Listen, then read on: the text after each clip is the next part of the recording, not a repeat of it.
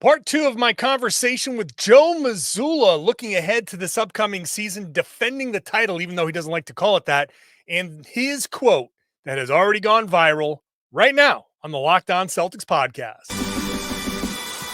Thanks to Blockbuster Brand, it's holiday season, drop Drew in the mix. And 3 from KP, no we not on the Knicks. Flushing competition like Al on Giannis. Juice and Big Deuce, still Beantown's finest. Banner 18 going up in the rafters. Watch the C's game in locked on after. Karalis on the breakdown. Clutch like a tip from D. White on the breakdown. John on the mic, documenting domination. Matter pen a back bay, it's all C's nation. Rain and J's, how we started, raising business, how we finish. Locked on Celtics pod, home of the winners. Peace. Hey there, welcome back to the Locked On Celtics podcast. It's right here on the Locked On Podcast Network. It's your team every day. This week, 4 podcasts because 2 of them are Joe Mazzulla. Next week, 3, Monday, Wednesday, Friday. And then we're back to 5 days a week. More than that, actually, because once they start playing on Friday, Saturday, I got post-game podcasts for you. Every time they play, I will do a podcast. So make sure you are subscribed wherever you get your shows. Watch a show on YouTube, get into that comment section. Let me know what you're thinking about my conversation with Joe Mazzulla. If you're new to the show, I'm John Karalis. I've been covering the Celtics for about 20 years. Now I'm doing it for Boston Sports Journal. I've also written a couple of books. The newest one is Built Different, celebrating the Celtics' 18th championship. That is available basically everywhere books are sold, so go check that out. If you missed yesterday's show, part 1 with Joe Mazzulla, a lot more off-the-court type of stuff, the concept of revenge, things that he took away from. We talked about Broadway. We talked about his relationship with his wife. Lots of good stuff. So if this is your first stop here, you can listen to this. It doesn't matter.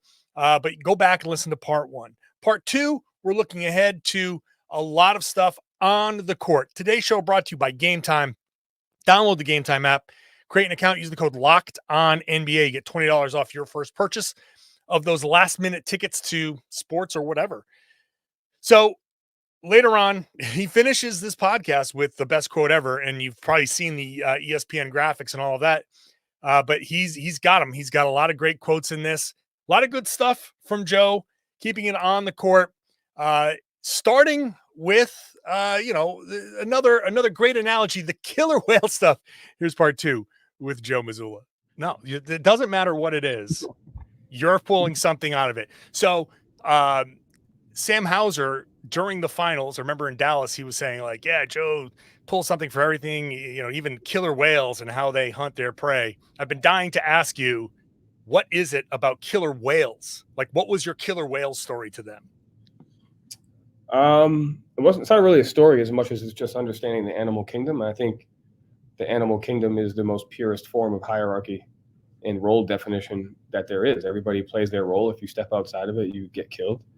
If you do something that if you try to do something with a sense of pride or arrogance, you probably get killed. If you stay within the lines, you survive for as long as you can until you don't anymore. And I think that's just the closest thing to hierarchy, role definition, competition, commitment, and all those things that go into success and survival. To me, the killer whale are obviously the most, forceful animal in nature, but they have the humility. They very rarely attack their prey by themselves. And so like you have this concept of like, I know I could kill you by myself, but I'm not going to do it unless I have my pod with me. And so they only attack in 3 and 4. So like there's a huge humility aspect to that. And so I think just studying the animal kingdom in general gives you a direct sense of humility, pride, hierarchy, self-awareness. Like you have to be all of those things if you want to survive. You understand that your brain does not work like most people's, right? Yeah, my wife reminds me of that on a daily basis. Did you train yourself to get this way? Were you always this way? Were you like, even as like a young kid, were you always like just processing things differently? Is this just a personality thing? Or was this something where you're like, you know what, this isn't working for me. I have to now think like this. I would probably be lying if I said I was always like that. I mean, I think I'm a contrarian by nature. And I think a large part of my life, I was probably a contrarian for, the negative aspect of competitive things. And I've learned how to kind of steer my contrarianism into, more innovation and creativity and a learning environment. And so I think it comes from just naturally being a contrarian, and like how can I channel that into the positive aspects of growth, you know? I would say that's the biggest thing. Okay. You spent some time with the Patriots this summer. I know you're a big Belichick guy. Obviously, they've changed over there. What's your relationship like with Gerard Mayo? And what's it like being the guy that, like, you walk in there, even though you're young, you have a championship. You've been head coach now for a couple of years. There's somebody who's doing it that's done it less than you now in this market. He's actually trying to probably pick your brain as much as you're trying to pick his. What's that like? I'll tell you what, the first step is this whole phrase of like, now, now we have a championship. And to me, the biggest message I like to portray of that is like, that doesn't make you any better or worse than anybody else. Like, what I learned the first and foremost of after that is like, what goes into the differentiating factor between greatness, good and great, is so small. And there's so many great coaches that haven't had, the fortune of winning one, but are great in what they do. Just a couple things haven't gone their way. And so I think you can't look at it from that perspective. There's a lot of coaches who are way better than I am that haven't won. And just because we've been able to win one doesn't really mean anything. It just means we had a group effort of going after something, and we were able to do it, and it went our way for that period of time. And, if you tell yourself that, there's a difference between you and this guy because you won and you didn't, you're not going to learn from him. And you have to stay self-aware and open-mindedness. So there's greatness everywhere, regardless of a person's record.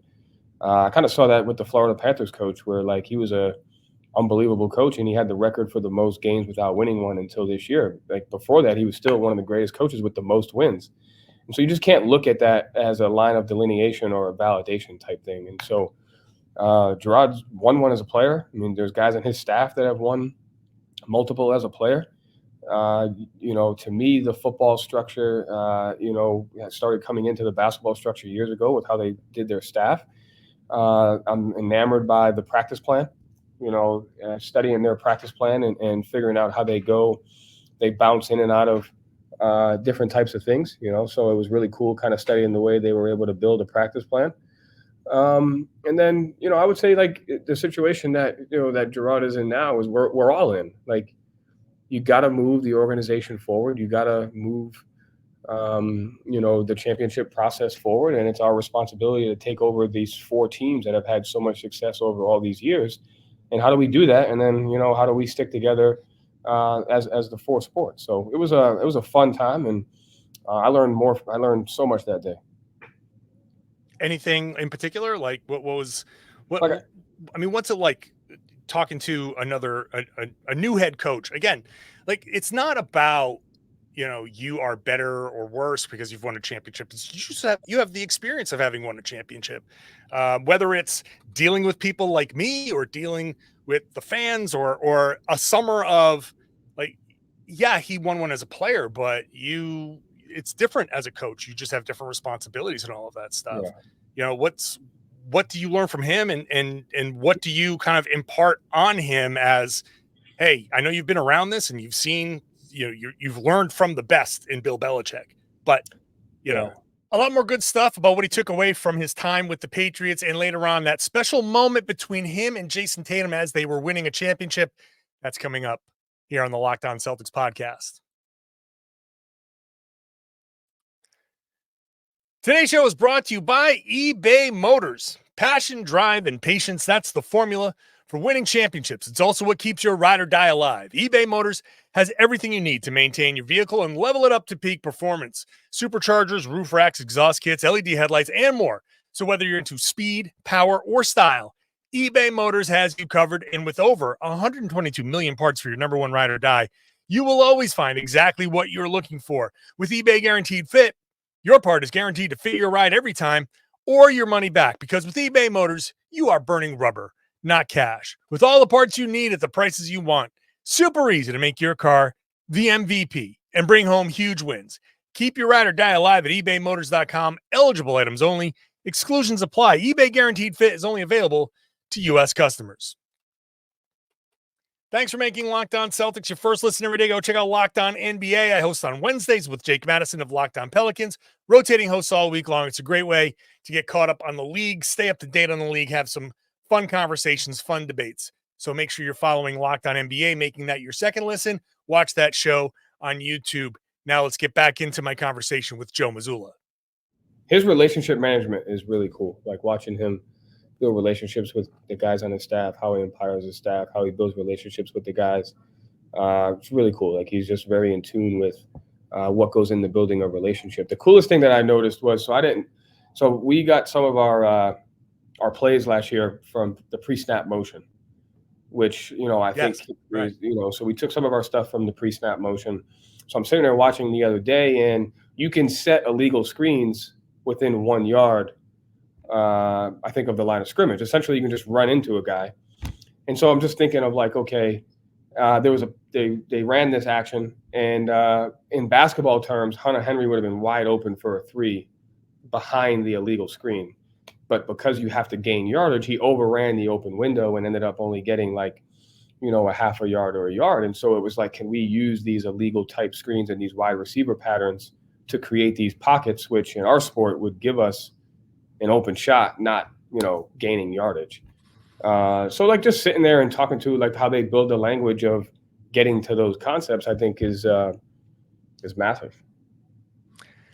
So you carry that stuff, all of this stuff into this upcoming season, right? You're trying to defend a championship, whether you want to phrase it that way or not.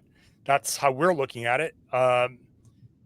Do you see advantages, disadvantages from playing deep into June, having three of your guys playing on Team USA, and now all of a sudden, I'm sure it feels, you can say it's like just like any other summer, except you have less time.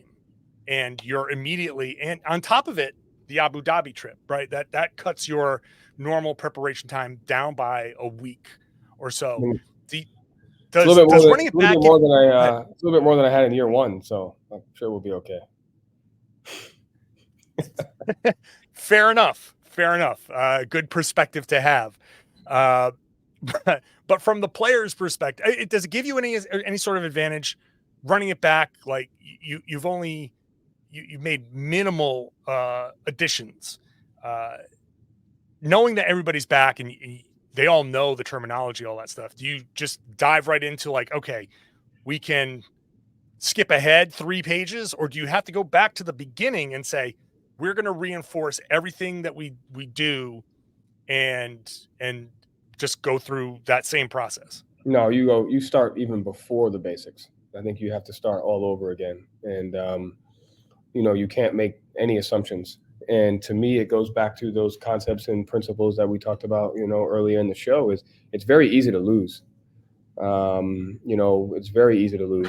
And we have to study what goes into the idea, what goes into winning and what leads to losing, and recommit and rebuild the habits that lead to winning. At the same time, we have to be innovative. And so us getting better is going to be different than other teams getting better. Us getting better has to be a commitment to individual growth. Us getting better has to be a commitment to not doing it the way we've done it before just because we think that's worked once. And so we have to find a balance of sticking to the principles of what we do and at the same time being innovative in difference. And, we'll find small areas culturally and on both sides of the ball to innovate. And then we have to make a commitment to just getting better as an individual every single day. And yeah, you're right. Like that's not the phrases we're going to use, but at the end of the day, that's what people are going to say is you're defending a quote unquote title. But I think the word defend is a very passive aggressive term. And you go back to the animal kingdom, some of the strongest animals don't defend. They're the most aggressive and they attack the most. And so we've gone into a season not winning and we've gone into a season winning. At the end of the day, your mindset can't change. You have to understand what goes into winning and losing. You have to understand the mental toughness that goes into it, and you have to commit to the details on a daily basis. And then you also have to have some things go your way. Yeah, because last season, I know Jaylen especially, but a lot of guys talked about we didn't skip any steps, and it feels like to me on the outside, coming in after winning a championship with all you look around and your starting five is essentially the same. You've got Al in there. We know KP is going to be out for a couple of months and all of that, but when he comes back in, it's basically the same. You look around, I feel like there's like a propensity to be like, okay, we know certain things. We can skip a step. How do you avoid that mentality of, well, I already know this, right? When you've studied you spent last season studying for a test, cramming for a test, and working through all the steps to pass that test. Now you have, I think, a lot of the answers to that test. And when you have the answers, there's this feeling of like, I don't need to study. How do you fight that? I mean, you think the Blue Jays knew how to catch an infield fly ball? They didn't do it under duress. Right. They didn't do it under duress. That happens. That's not a matter of preparation. No, that is a matter. That is a matter of preparation. But communication is a part of preparation. Like, in order to have the defensive game plan and the scheme and the adjustments down right, you have to be able to communicate at a high level under duress. And so it's not about, the necessary term skipping steps, because we can go out there every day and make sure we focus on the fundamentals. It comes down to, can you translate them to high duress moments individually and together, and build that mindset. That doesn't mean that, like, we're gonna have difficult moments of the season. Like, that's going to happen.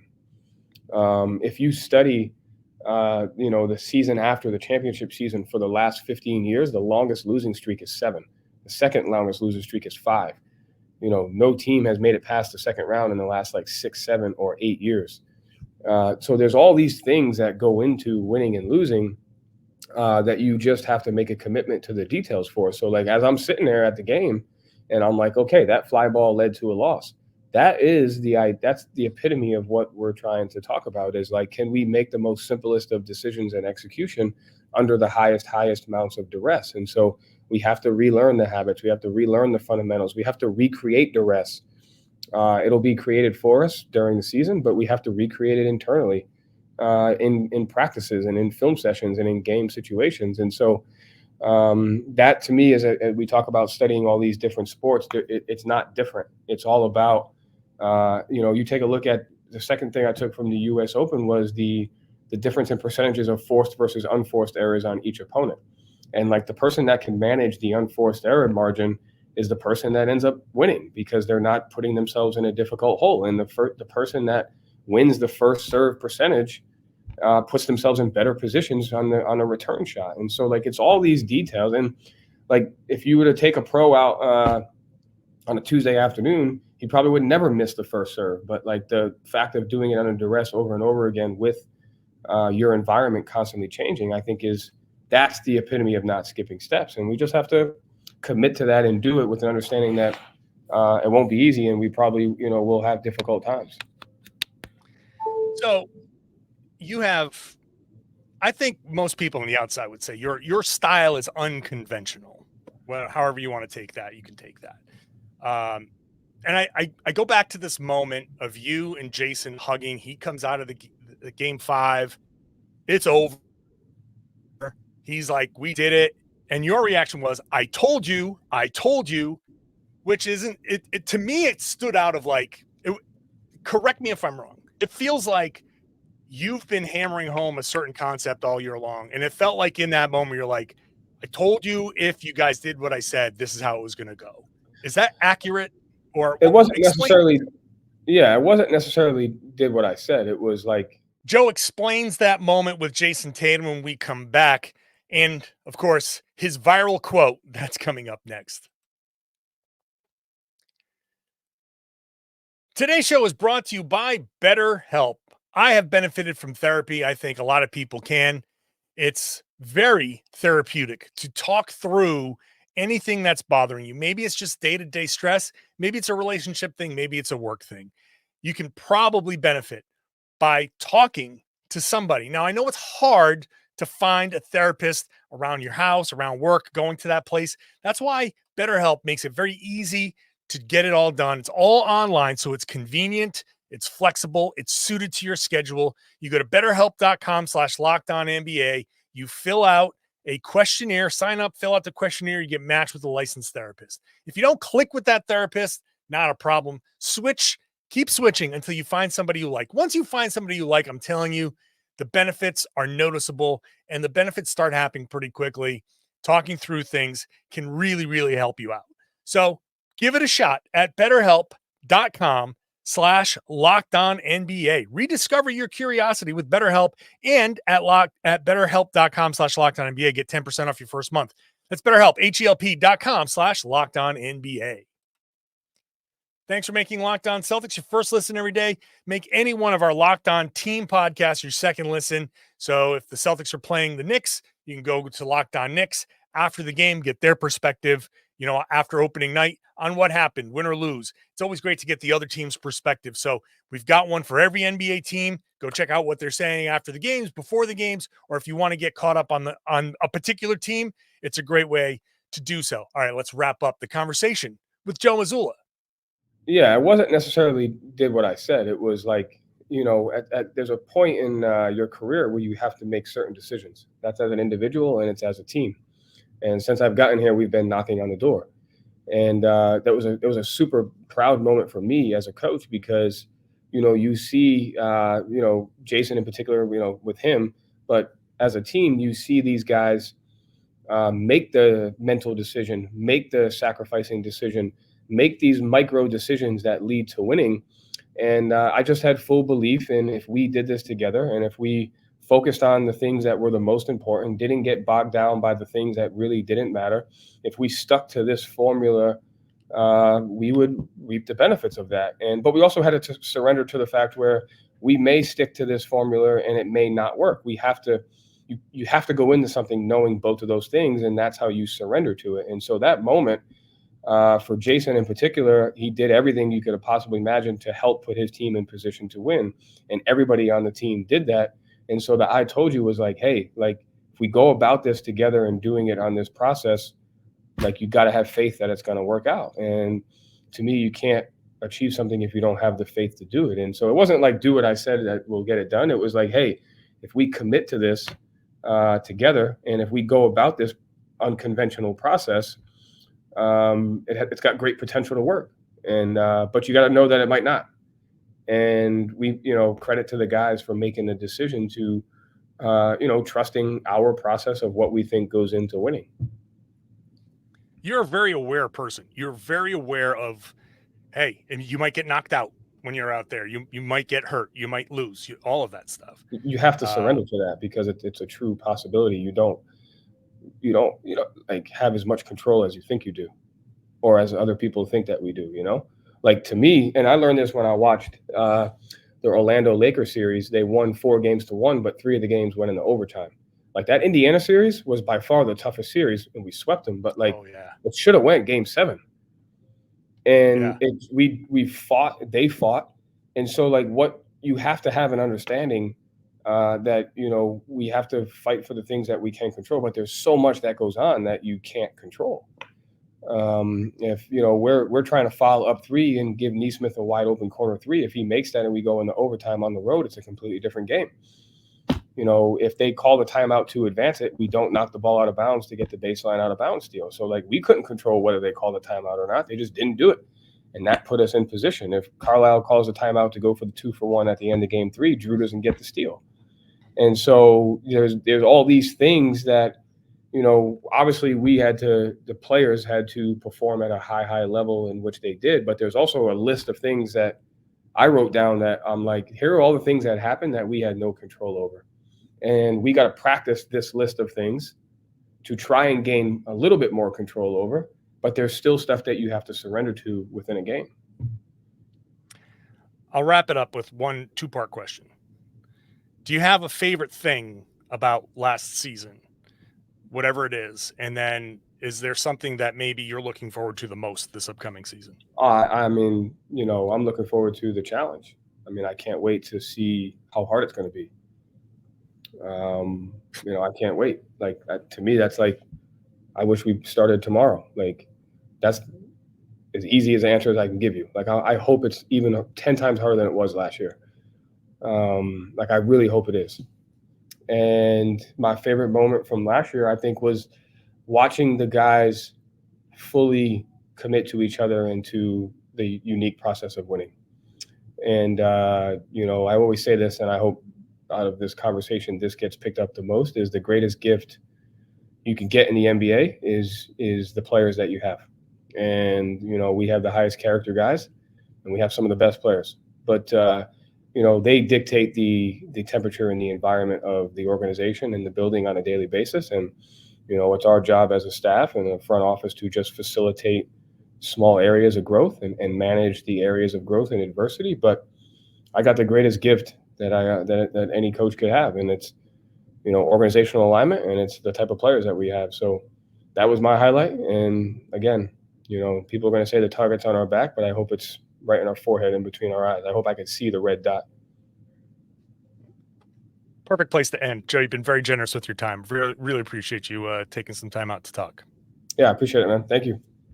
Could you see that look on my face when he said, I want to see that red dot? I was like, oh, well, that's it. That's the quote. That's the one that everybody's going to be following. Everybody's going to be sticking with. That has now entered the Joe Mazzulla lexicon. When someone puts together the Joe Mazzulla highlight reel of quotes, when he, at the end of his career, they put together a retrospective, I want to see the red dot on my forehead is in that mix, no doubt. But Joe is such an interesting guy, a bit of a character. In the last podcast, he talked about how he would be as intense as he was during the parade all the time. That's just who he is by nature. The stoicism, I think, is part of his, like, okay, I can't be intense, so I bottle it up. And that's probably why he does the jujitsu and all that other stuff, so he can let that energy out. He is just lightning. We talk about capturing lightning in a bottle. He is lightning in a bottle. And when you keep that bottled up, it's got to come out somewhere. So he finds his outlets for that. His brain, as I told him directly in this podcast, it doesn't work like everybody else's. And I appreciate that, because I feel like I'm not surprised. I mean, sometimes he says things I'm like, oh man, this is great. But it doesn't take long to connect the dots of what he's trying to say, right? There have been very few times where I've listened to him talk and been like, I just don't get it. I do get what he's saying. It's unconventional, no doubt. But I love that it's unconventional, because at least it keeps people's attention. It keeps the players' attention. He has a tremendous challenge this upcoming season. He has an incredible challenge, and that's staying fresh and keeping the guys engaged and motivated. Now, USA Basketball has done some of that for him with Jayson Tatum and Jaylen Brown. And the guys that he has on the team are generally pretty professional, hardworking people by nature. So the complacency isn't as big a risk with this particular team as it might be with others. This is a generally driven group of guys, but human nature is human nature. And there are going to be some roadblocks along the way. Like last season, they didn't lose more than twice in a row. I would be actually surprised if that continued this year. I think they will go on longer losing streaks. It's something we can anticipate. And Joe's challenge is keeping the guys focused and getting them into that killer whale mentality, right? Hunting as a pod. And I love the fact that he's on Broadway. He's watching nature shows, right? You don't get that killer whale information by osmosis. He talks about not watching stuff for entertainment, but the killer whale thing comes from him somewhere, somehow being on Discovery Channel going, oh, look at that. Look at these killer whales. Like, did it come up on his YouTube algorithm somewhere? No, I feel like he has seeked this stuff out, but he always finds something. And if that's how your mind works, then you're always going to be finding something else. I do wonder if there's ever going to be a point where the guys on the team are going to be like, yeah, Joe, okay, great.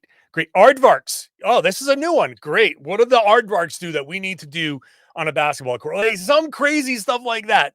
But right now, the results speak for themselves. He's been the head coach for 2 seasons.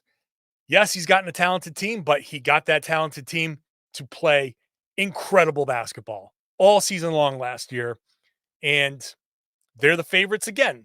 So I really do thank Joe Mazzulla for coming on and spending basically 40 minutes talking to me. He's going to be spending a lot of time talking to me during the course of training camp and this upcoming season. So to do this again, to do this before the season was very nice of him. Thank you so much to him for hopping on. Thank you so much to you for listening, for watching.